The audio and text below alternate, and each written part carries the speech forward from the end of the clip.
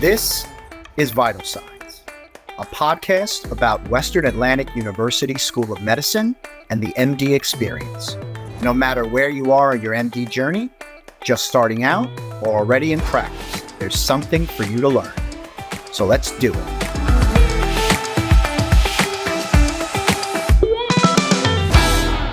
So hello and welcome to Vital Signs. Thank you so much for joining us today. My name is Anthony LaCausi, the Associate Director of Recruitment here for the Southern Region for Western Atlantic University School of Medicine. And our guest today is Dr. Josh Webb.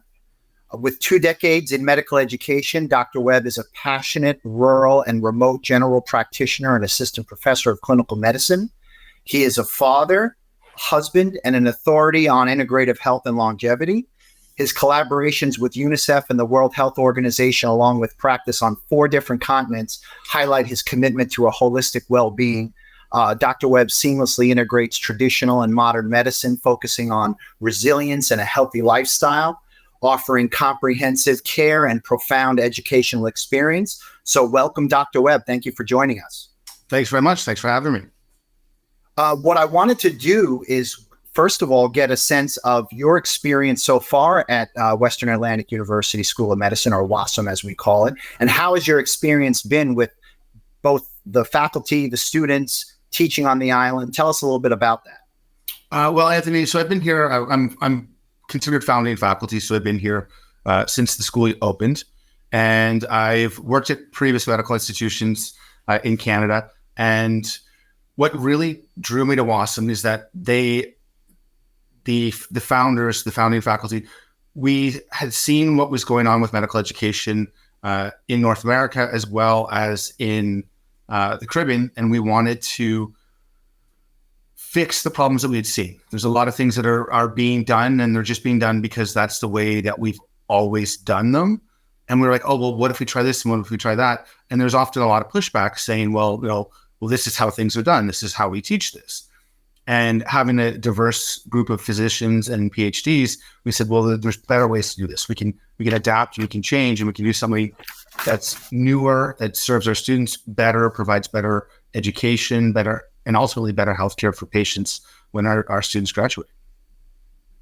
And those are all great ways to, as the importance of medical education and the innovative ways that WAUSM is challenging that, which is fantastic. So on the island, you teach the first semester group, and you talk about the rigors of medical school, that first comparison between leaving undergrad and coming to medical school. What are the things that you see? What are the challenges that you see most from those students? Let's say in the first week, what are the stark differences that you see between, let's say, a student that's coming out of undergrad and then going into medical school for the first time?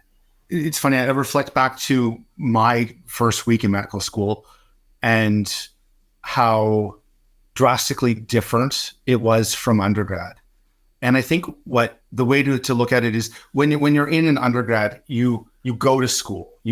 I'm going to University of California or wherever. I'm going there. I'm studying this. And when you start a medical school, you're not really going or studying. You're on the journey of becoming. You're becoming a doctor. You're becoming a physician. And it's, you don't just come, attend your classes, do your homework. Everything is all about becoming a physician. And that's the big transition. It's not just doing your classwork and studying. It's about making sure that every step of every day is in that process of becoming.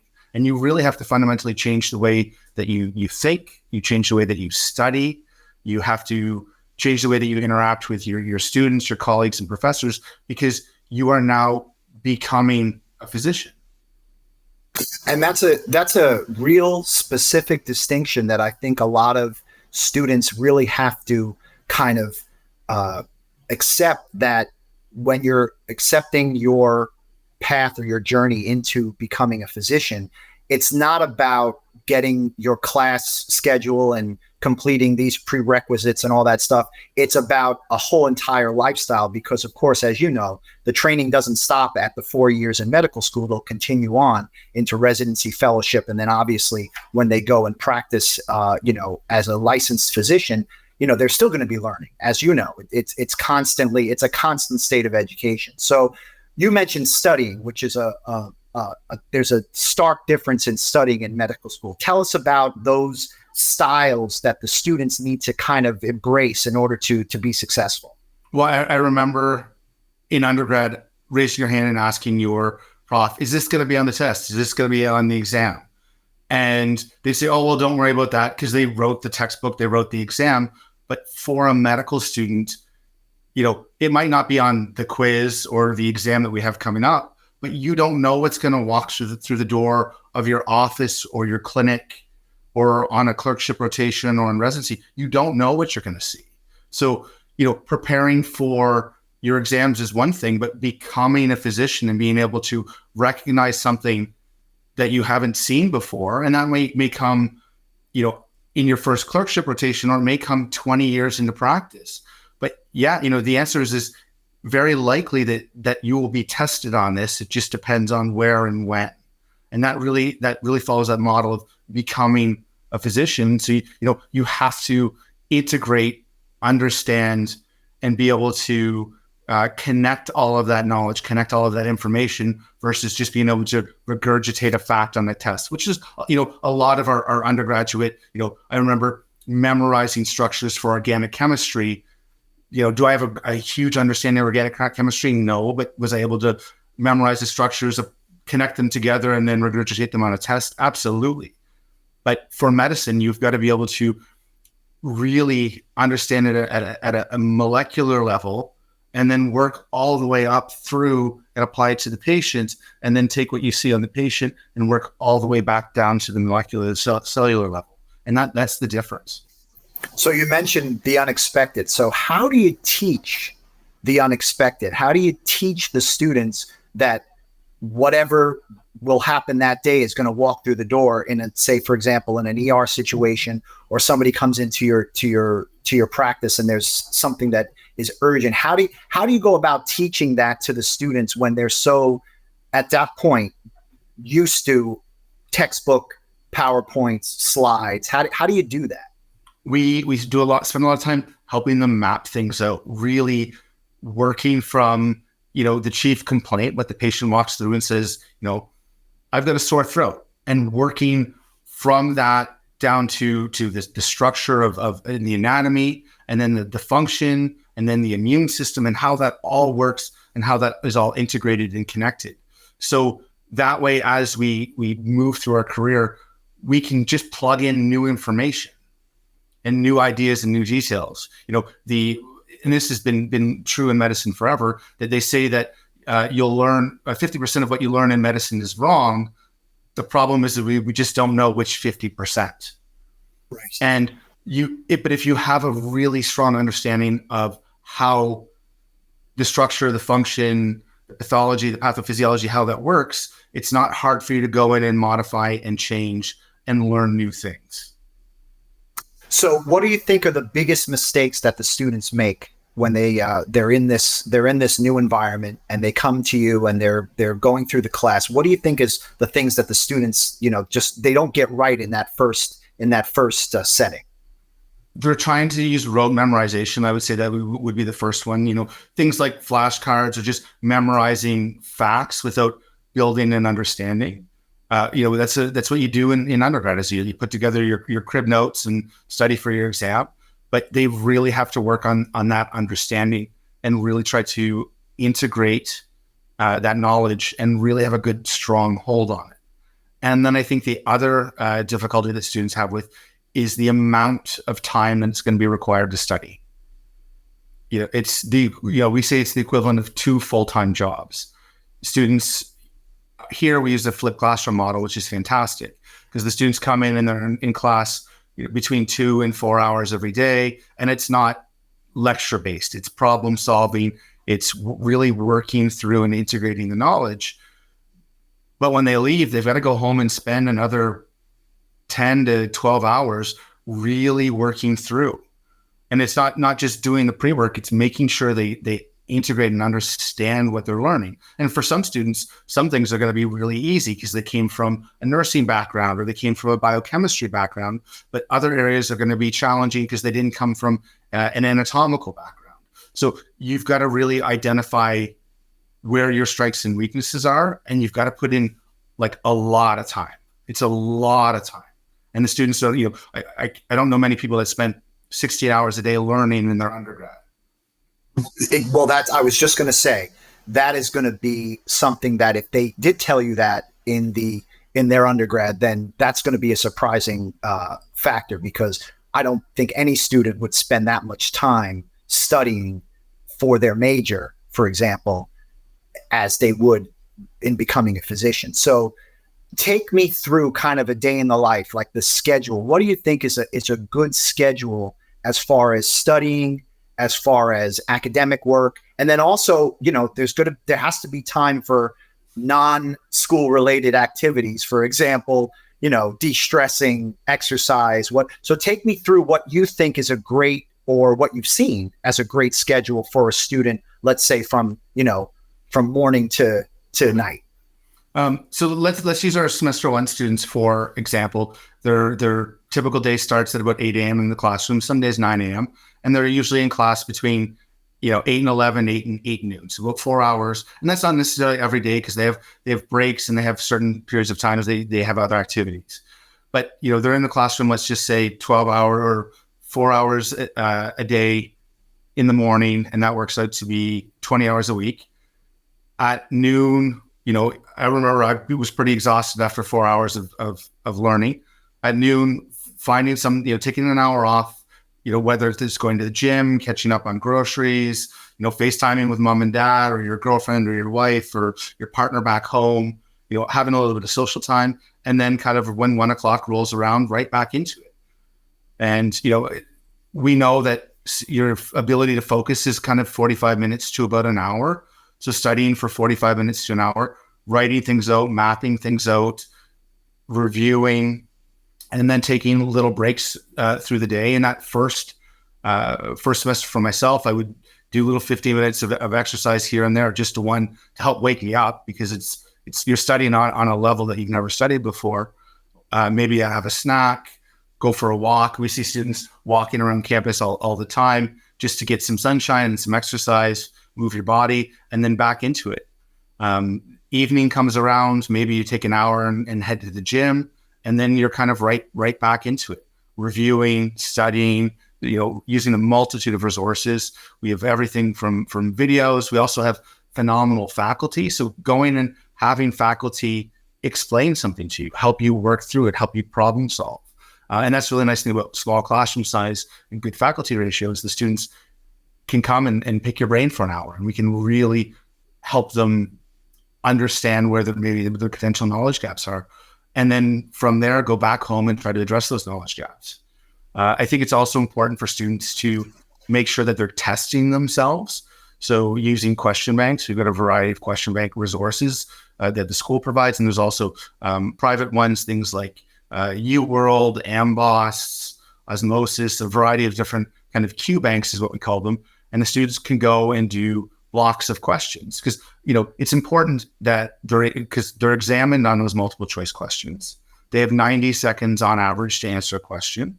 And when it comes to their MBMEs and then their USMLE, which they're going to need to pass to move into clerkship and to attain a residency, that there's a whole skill set in that alone, just the test taking ability.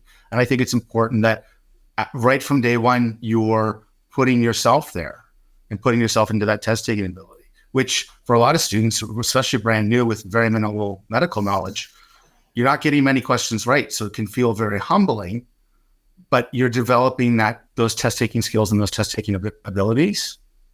And we just continue to improve and improve and improve until you're now performing at a much, much higher level. And those are key tenets to the fact that WAUSM uses the NBME exams, and they use questions from USMLE to help students on day one which is beneficial. And not a lot of schools do that because they want to make sure that the students have an understanding of how the tests are, what kind of questions that come from the test, and how they can kind of navigate and maneuver through the testing. Because as you know, those tests don't just stop with you being in semester 1, 2. They continue all the way into post-residency with, of course, with USMLE with the Step 3 exam. So there's a lot of that is all great information that you shared about the testing environment that we set up. So you mentioned earlier about the schedule and the day of the student. And I love from your presentation, you laid out a great schedule, but there's all these distractions. There's drama, there's TikTok, there's social media, there's all these things. So what advice do you give to students? Because as you know, people's attention spans may not necessarily be the best when there's all these distractions. So what do you tell students to how they can navigate through that? Especially now, things like TikTok and social media are really distracting. They're designed to be distracting. They're designed to make you want to pick up your phone and, I got to check. And, it's all linked into dopamine pathways. And we talk about this in our neurology, brain and behavior unit, how it's designed, how it's wired. And it's just harvesting your attention and your energy. So my big recommendation for students is to, get rid of all of their social media. Sure, have WhatsApp, because it's not only social media, it's actually messaging. You can message parents, friends, family, or iMessage, or whatever your messaging platform is, but really trying to get rid of those energy vampires that are just sucking your attention and not delivering much in return. And I remember seeing students coming in to see me, later on and not performing as well as they was. And I said, well, pull out your phone and let's look to see how much time they're spending on like TikTok. And, they're spending 3 hours a day on TikTok. And it's not 3 hours consecutively. It's 15 minutes here, 20 minutes there, a half hour there. And they're like, wow, I didn't realize I was spending that much time. And also TikTok is designed to have, 15-second, 30-second video clips. So it rewires our brain. It rewires the way that we perceive and process information. And unfortunately, in medicine, 15, 16 seconds are not really how things work, especially if you're going to be teaching yourself medicine. You need to have much greater ability to focus. So getting rid of your social media, which is challenging for a lot of students, but when the students do, then all of a sudden the grades start to go up. They start to perform better. And do a lot of these students recognize that was the problem? Do they honestly then admit that they did have an issue in that area? Absolutely. And that's the nice thing about, especially, students coming into medicine are generally very bright. They're mature, and they've got a lot of responsibility, and they have high drive and high expectations. So once they make a correction and they see the results of that correction, they go like, oh, wow. And I was going to say self-realization is probably the key, because they have to realize that for themselves. Exactly. So you talk about some pillars of success that we want to definitely share with our audience. And, people think, pillars, it's going to be very complicated. It's going to be a lot of, concepts and it's very simple things that students need to do in order to be successful. And you have here, 4, which are great. You have sleep, you have eating, you have exercise, and you have de-stress. So tell me a little bit about those pillars and how you incorporate that into the teaching of the students and the curriculum. And those pillars come from a long career of teaching a lot of integrative health behaviors and helping patients improve their health without medications and without surgeries, really taking charge of their health. So sleep is really important. We need sleep to integrate knowledge, integrate information.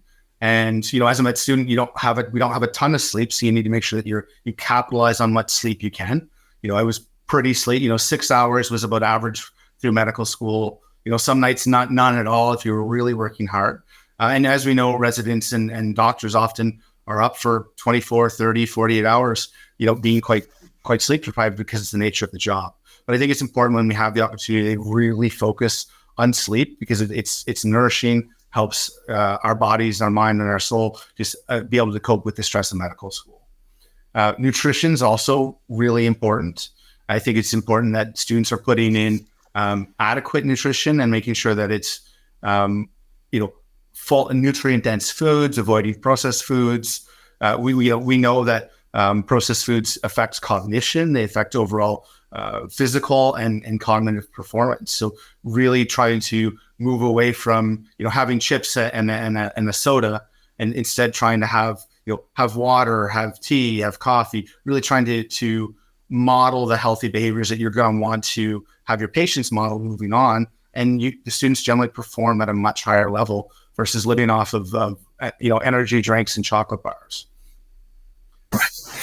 And do you think that the students, when they hear this from you, because a lot of students are habitual and people are habitual, they do these practices, they have their coffee, they have their energy drinks, they have their power bars, they do all these things, and it's just, it's like breathing for them. But when you point this out to them that they have to make a change, what is the reception? What are the things that surprise you the most when you do tell the students that and they look at you with these wide eyes? What's amazing is we've had some students here lose 100 pounds in the 2 years that they're on island by making small changes. During their break time between hour study sessions, they get up and they go for a 10-minute walk, and they do that 10 times a day. All of a sudden, they're walking 3 to 5 miles a day, which they weren't doing before, and they're making the nutrition changes. And they come back and see me and they say, "Hey, Dr. Webb, since I made these changes, I find I can study longer, I can focus better, my sleep is better, I'm doing better on all my tests." And I always joke, well, it's almost like I know what I'm talking about. I always joke. But when they make those changes, the performance improves. I used to work with athletes, and it would be the same thing. You take a phenomenal athlete who's eating junk food and you put them on an appropriate diet, and you make sure that they're getting sleep and not out partying, and all of a sudden their performance continues to improve and improve and improve. And those are things that I think people know, but then once they apply them, they're so surprised by the fact that they actually work, as opposed to just talking about it rather than doing it. Because a lot of people, they love to say those things, but then when you put that into practice, it definitely makes a great improvement. I always say that you can have the worst workout plan, but the best diet, and you're going to get better results that way than if it was the other way around. So I'm glad that the students are taking advantage of that, and that you're promoting that, because having a healthy lifestyle is so important for their education as well. Absolutely. So go ahead. If they do have a healthy lifestyle, as students, they'll carry on with that into residence and into clinical practice. And we know that physicians that practice a healthy lifestyle are more likely to make impactful changes in their patient populations. They're less likely just to be like, "Here's a prescription, here's a go." They'll get patients moving, they'll get patients improving their diet. And then we see things like reduction of diabetes, reduction of cardiovascular disease, arthritis, joint pain, anxiety, depression. If I could take nutrition and exercise and put it into a pill, you'd have the most profitable pharmaceutical in the history of mankind. But unfortunately we can't. So you've got to, start putting the work in. Exercise is another important one. And exercise really for a student is whatever you can do and want to do. Like I said, for some students, it's walking, doing the lap around the school. I think it's it's about a half a mile lap around the school property. And you just see them out between classes and on breaks going for a walk, and you'll see them, groups of students, and maybe they're chatting about medical school, or maybe they're just venting and de-stressing. And that takes to the final thing is your stress management, and really figuring out what your version of stress management is. Maybe it's music, maybe it's dance, maybe it's meditation, yoga, FaceTiming with family back home, finding some way to kind of reconnect with yourself and the world around you. Because when you're here putting in 16-hour days, you can kind of forget, you get the blinders on and you forget about everything outside there, kind of why you're doing this, and staying in tune with yourself and the outside world. So it's important to have that kind of reconnection, to be like, oh yeah, and that helps promote resilience and wellness. And those are big issues now in any line of work, but especially in healthcare. Sure. And what in talking about all of these pillars, which is it's great stuff. I mean, anybody, even if you don't go to medical school, you should put that into practice into your daily life, because it's a fantastic way of life management. Exactly. So let me ask this question: what is being that you've been on the island, you're one of the founding faculty, I'm sure you have many stories. What is the biggest surprise that you've seen, let's say, from a student that came in on day one and was in a certain mode, they were in a certain funk, whatever you call it, and then by the time that they've gone, and then obviously then are going to continue on to their clinical education, what is the biggest surprise, or maybe some example that you can give us that you saw that is a motivator for our listeners? I can think of kind of one example for each pillar. Like I mentioned, we've had a couple of students lose a significant amount of weight, upwards of 100 pounds in some, 20 or 30 pounds in others, and really improve their health. And they see the physical and the cognitive benefits of that. And all of a sudden their grades go from, barely passing to all of a sudden they're up into the 80s. And they're still just studying the same way, that they're still doing the same work, but just the lifestyle changes helped.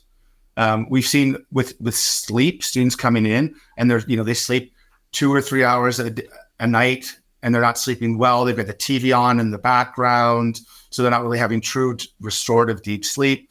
They're groggy and they're having trouble focusing. And then we get them on a good sleep patterns and program, and all of a sudden, once again, the grades jump 10 or 15 points. We see the same thing with nutrition, cutting out processed foods. Energy drinks is definitely a big problem because the students want to focus. But next thing you know, if you're essentially chain smoking Red Bulls, it's not going to help you over in the long term. And then with that stress management, being at medical school, being away, Grand Bahama is a beautiful island. We have incredible beaches. It's really, really safe. So there's not a lot of stress there, but we do have a lot of students that, it's their first time being away from home, being away from friends and family.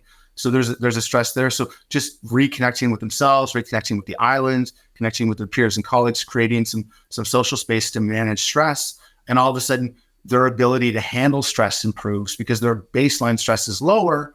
So when an exam comes, you're here, not here. Right. And those grades go up and up and up. Well, and that's the most important thing in the student's mind, but sometimes they can't figure out how to do that. And then of course the answer is right in front of them by making all those life changes, which is such a it's very simple. It doesn't have to be complex. So, and the fact that you're able to help the students do that is fantastic. One last question for you before we wrap up. I wanted to just kind of get your sense of what advice would you give yourself in the first week. So let's say you're the student, you're coming in to week one at WAUSM, and you've never been exposed to medical school. You're bright-eyed and bushy-tailed, and what advice would you give to Josh Webb coming in as a semester one student in that first week? It's interesting that you asked that question, because my research project as a resident was based on that. What practicing physicians would give advice to residents newly graduating into practice. So I really always like looking forward to help you address your situation.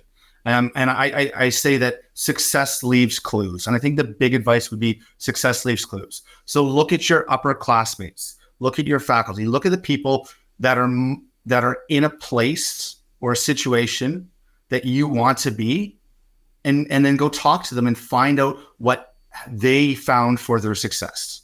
So if you're struggling with test taking skills, find someone who's really good at it and how to work hard at it, and go learn from them. If you're struggling with, connecting the molecules to the medicine, go find someone who's really modeling that knowledge and that integration. If you're struggling with doing patient interviews and histories and physical exams, find someone who's really good at that, and go find the clues from them to their success. And another, I guess what I got out of that was that you're not alone. There's others, and there's resources, and there's people out there that can assist you when you're going through this experience, because a lot of people have gone through it themselves, and they know what what to do, what not to do. And the advice that you've given today, if anybody can take anything away from this podcast, I think that's probably the most important thing, is that you're not alone and there's a lot of people out there to help you. Dr. Webb, thank you so much for coming on to Vital Signs today. We appreciate you. We appreciate all that you do for our students, and hope to have a great conversation with you in the future. Thank you so much. Awesome. Thank you so much. And for our prospective students, all of our faculty have open door policies. So the doors are always open. You can always come by and say, hey, I'm struggling with biochem. I'm struggling with family. I'm struggling with finances. I'm struggling with my landlord. Whatever you need, we're here as a fantastic community, and we're here to help support and help you move forward. And we're really big on that success leaves clues, and we're really interested in helping you get to the point that you can leave the clues for the next generation to come up. 100% agree. Fantastic. Thank you so much, Dr. Webb. Have a great rest of the day, and thank everybody for joining us, and we'll see you next time. Bye-bye.